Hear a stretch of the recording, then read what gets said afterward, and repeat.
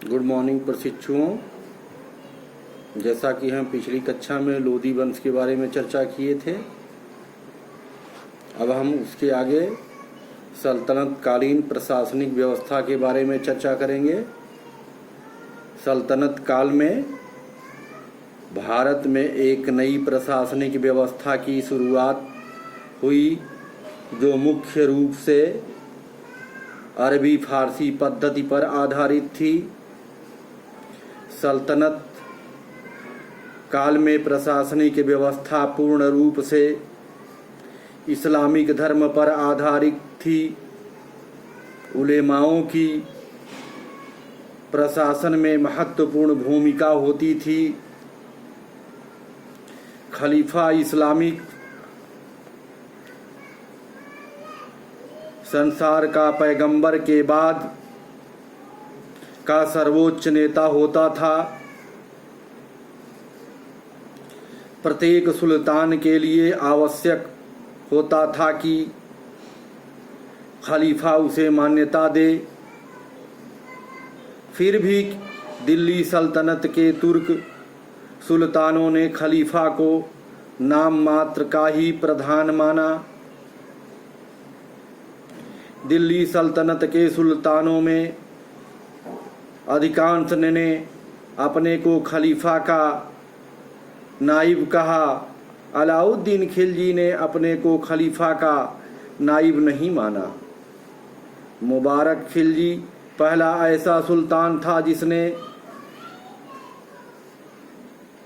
खिलाफत के मिथक को तोड़कर स्वयं को खलीफा घोषित किया।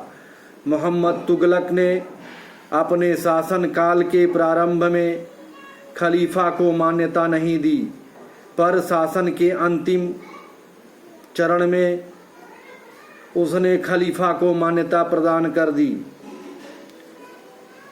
सुल्तान की उपाधि तुर्की शासकों द्वारा प्रारंभ की गई।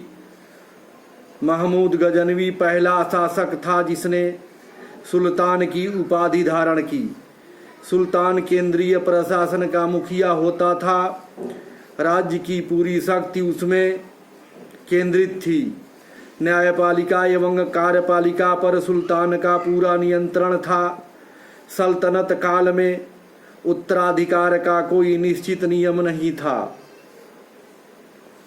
पर सुल्तान को यह अधिकार होता था कि वह अपने बच्चों में किसी एक को भी अपना उत्तराधिकारी चुन सकता था।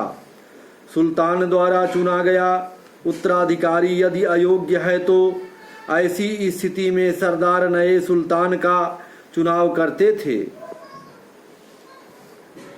कभी कभी शक्ति के प्रयोग से भी सिंहासन पर अधिकार किया जाता था। दिल्ली सल्तनत में सुल्तान रूप से निरंकुश होता था। उनकी संपूर्ण शक्ति सैनिक बल पर निर्भर करती थी। सुल्तान सेना का सर्वोच्च सेनापति एवं न्यायालय का सर्वोच्च न्यायाधीश होता था। सुल्तान शरीयत के अधीन ही कार्य करता था। अमीर सल्तनत काल में सभी प्रभावशाली पदों पर नियुक्त व्यक्तियों की सामान्य संज्ञा अमीर थी। अमीरों का प्रभाव सुल्तान पर होता था। सुल्तान को शासन करने के लिए अमीरों को अपने अनुकूल किए रहना आवश्यक होता था।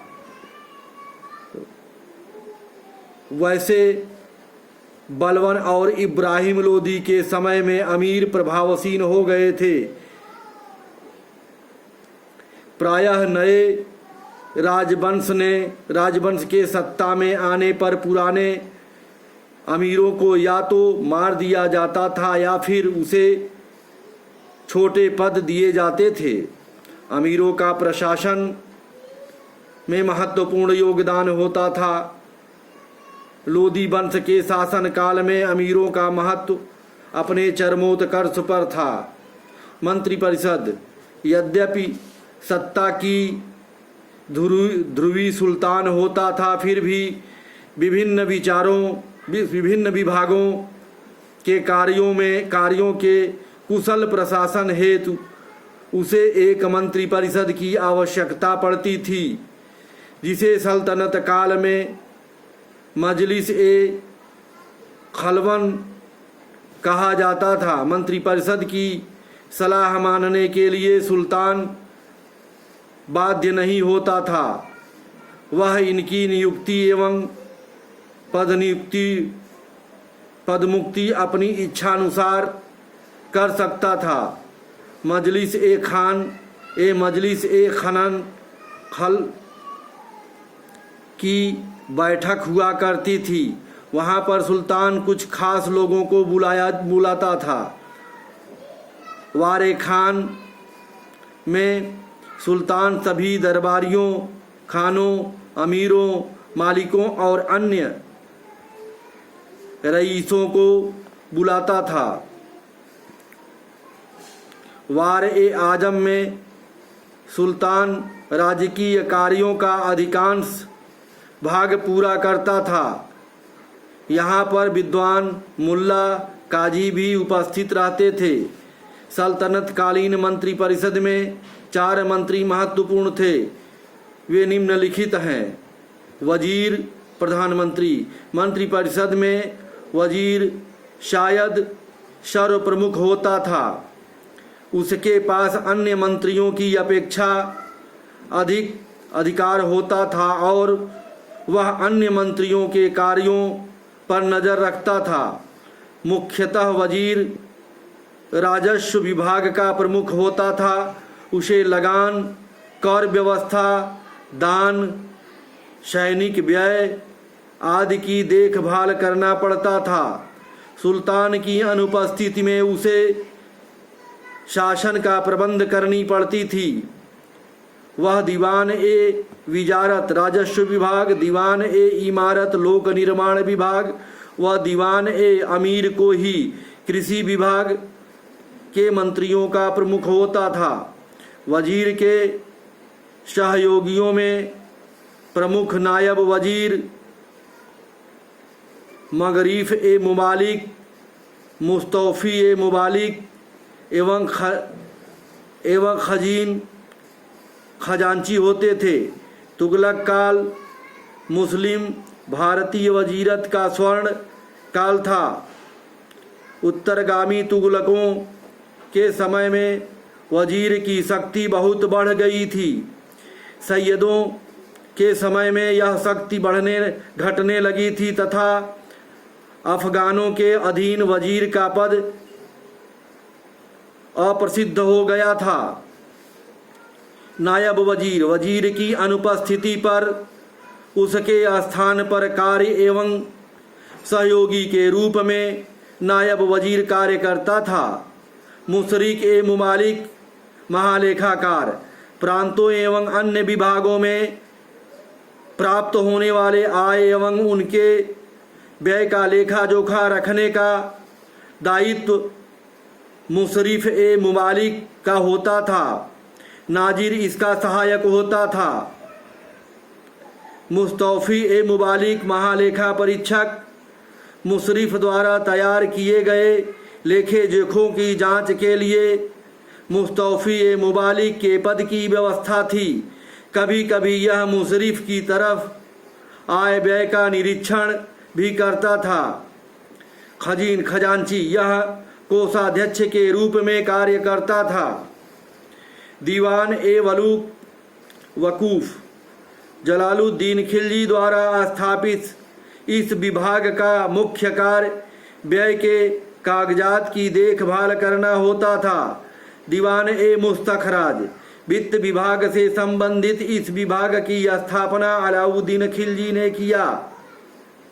इसका कार्य अतिरिक्त मात्रा में वसूले गए कर का हिसाब रखना होता था। दीवान ए अमीर को ही मोहम्मद तुगलक द्वारा स्थापित इस विभाग का मुख्य कार्य मालगुजारी व्यवस्था की देखभाल करना एवं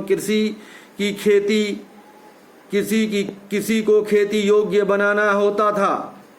उपर्युक्त समस्त विभाग दीवान ए विजारत विभाग से भी नियंत्रित होते थे। दीवान ए विजारत वजीर का कार्यालय होता था। विजारत को एक संस्था के रूप में प्रयोग करने की प्रेरणा अब्बासी खलीफाओं ने फारस से ली थी। दिल्ली सल्तनत के प्रारंभिक वजीरों में कुतुबुद्दीन ऐबक, ताजुद्दीन एल्दौज, नासिरुद्दीन कुबाचा आदि थे। वजीर का पद दिल्ली सल्तनत में फिरोज तुगलक के समय में अपने चरमोत्कर्ष पर था। लोदियों के शासनकाल में यह पद महत्वहीन हो गया।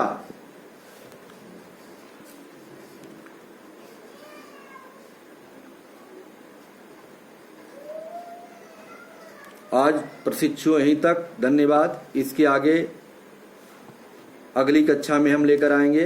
धन्यवाद।